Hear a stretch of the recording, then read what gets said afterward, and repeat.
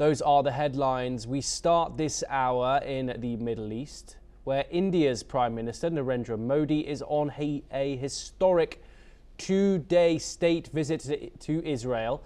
It will last from February the 25th to the 26th, and he has been invited by Israeli Prime Minister Benjamin Netanyahu. The leader has now arrived in Tel Aviv and has been greeted by the Israeli Prime Minister and his wife Sarah. During the visit, Modi will become the first Indian Prime Minister to address Israel's parliament, the Knesset, solidifying the growing strategic ties between the two nations.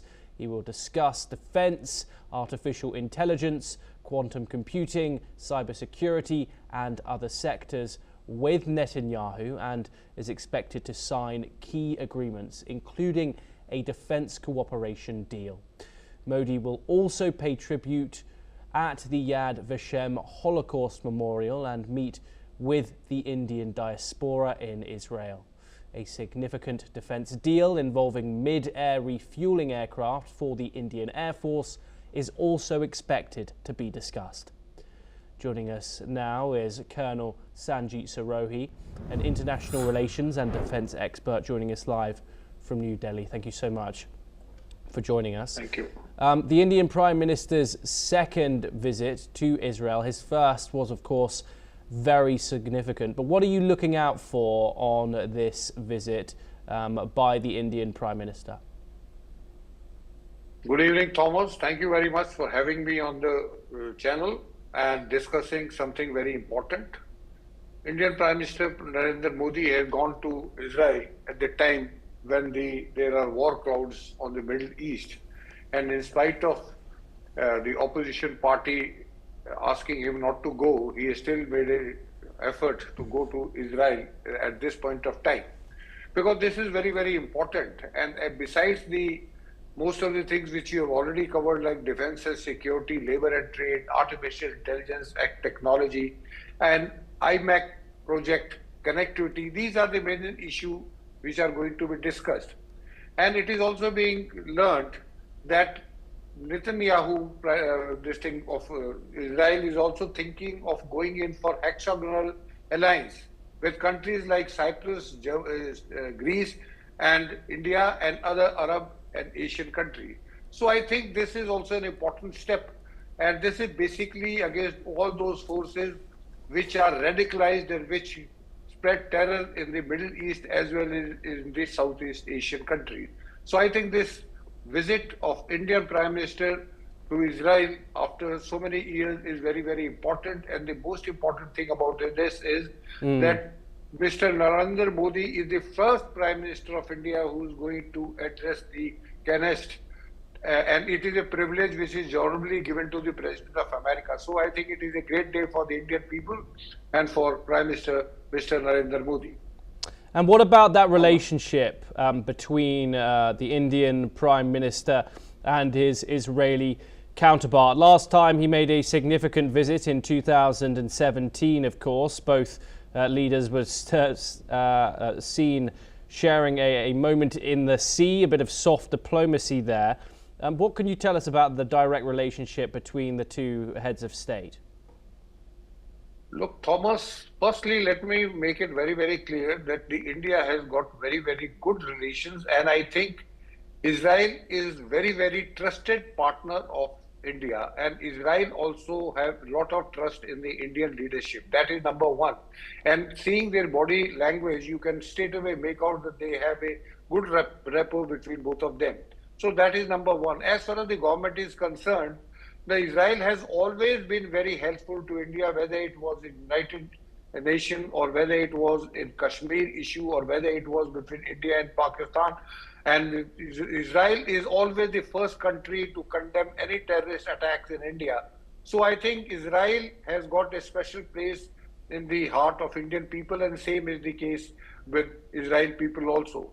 And both the leaders are going to work out and they are going to discuss many issues, especially this US-Iran tension which is going on.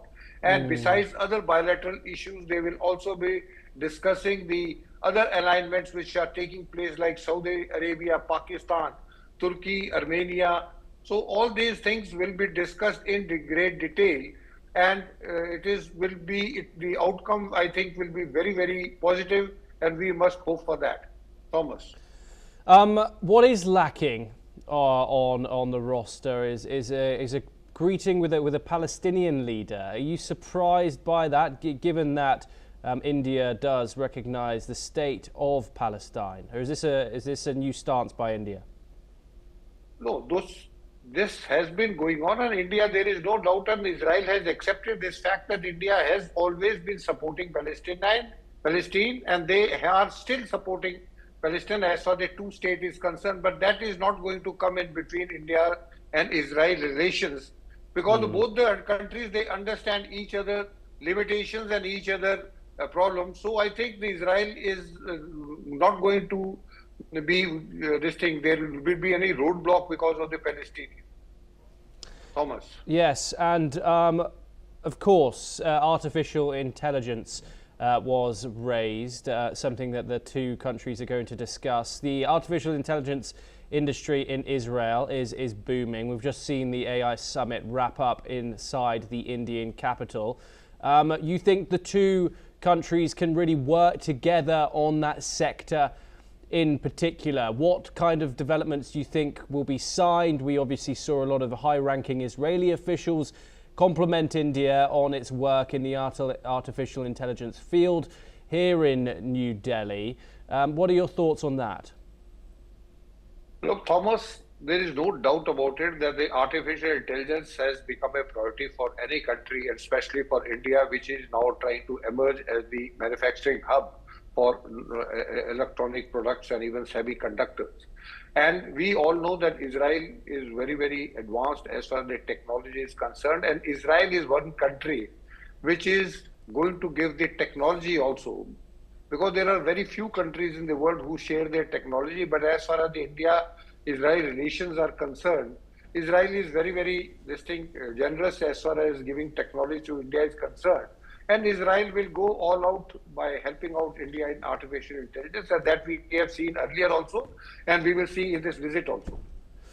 What are you going to expect from this trip overall? Lots of agreements signed, a lot of diplomacy, 2 days there for Narendra Modi. What would a successful trip look like for him? Look, the successful trip, this thing will be beside bilateral relations on, I said, as on defense, security, labor and trade. Another factor which will come up is the labor mobility, which we have already signed with the European Union also, because of the war going on in Israel with Hamas for last 2 years. There have been scarcity of labor, so that mobility of labor will also be a priority. Defense will be a priority, trade, artificial intelligence, technology, and another thing which I want to bring out is that is the IMEC project connectivity, because after the Hamas attack on Israel, this project has been slightly slow, but now as the peace has returned in Gaza, so I think Narendra Modi is going to go in for this connectivity as early as possible, because as we all know that the Suez Canal is very, very disruptive. Anytime the Houthis, they attack the Red Sea.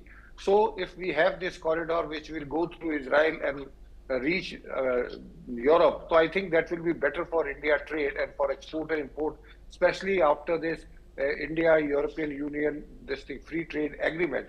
And the other thing is this alignment which I was talking about, the hexagonal, between Greece, Cyprus and India and any other country, which may not be liked by the Saudi Arabia, Turkey and other countries. But I think a lot of things will come up, and we have to see, and we will see a lot of things coming up. And this trip is going to be very, very successful. Mere fact that this trip is being organized when there are war clouds on the Middle East. So I think it is very, very important, and let's hope for the best. Thomas. Okay, Colonel Sarohi, do stay with us as we turn over to another development, a related one, in fact. And meanwhile, while this is all occurring, fresh violence erupted in Gaza as the Israeli army killed a Palestinian and injured several others.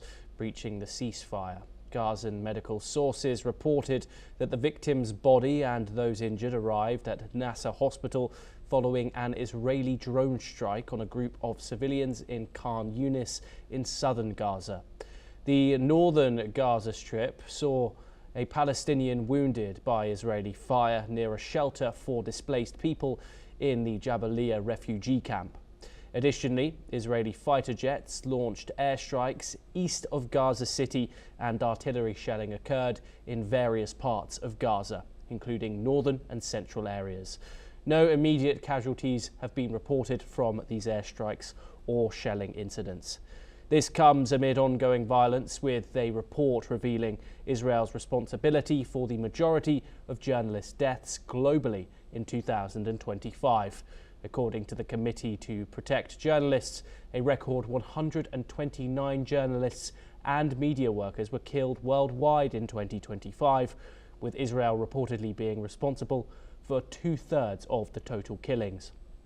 Let's take a listen in to what the CPJ's Chief Programs Officer has to say on the issue. That's right. In the case of Gaza, just in 2025, we were able to confirm that at least 47 of the killings were clearly targeted. That means they were targeted because of their journalism. It's not easy to get to that level of evidence, so there might be more cases that were unable to assess to that level of certainty, but there are two main responses. One of them is lack of accountability. There are not even proper investigations of the circumstances around these killings. Second is mere campaigns. So it's a way of smearing the journalists that have been killed, probably as a way of justifying their killings. But that's the response, unfortunately, that historically Israel has given to the killing of journalists. Colonel Sanjit Sirohi joins us once again. Violence continues on the enclave, showing the sheer fragility of this ceasefire, Colonel. But I want to focus in on those reports that we just heard.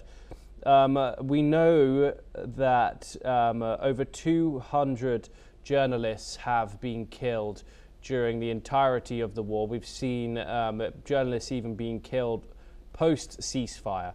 What does this mean for journalists and the trust that they have in the Israeli state when it comes to the treatment and the transparency of how they intend to cover this war? Well, Thomas, this is a fact that the Israelis, they make no bones about it. And whenever there is any threat to their soldiers or their state, they always act very ferociously, and they have been acting like that. Whenever there is some strike by any Palestinian on Israeli soldiers, so Israel immediately takes off, and they, either with the help of the drones or with the fighter jet, they strike. And unfortunately, this killing of the journalist has been taking place because it is very, very difficult to identify from the air that who is the enemy and who is your friend. So I think these types of casualty, they take place in a war. But since the fighting in Gaza have been very intense, and especially from the Israeli side, so there is no doubt that 2/3 of the journalists who have been killed maybe have been killed by the Israeli. So you cannot trust anyone. And once the war starts off, then it is very difficult to identify that who is journalist and who is not. So this is very, very unfortunate. And I think the Israelis, they are aware of it. But point is that their aim is to eliminate Hamas from Gaza. And till then, they will not stop. And as and when they find any excuse of Palestinian firing at them, they will keep on firing. So this ceasefire is very, very fragile.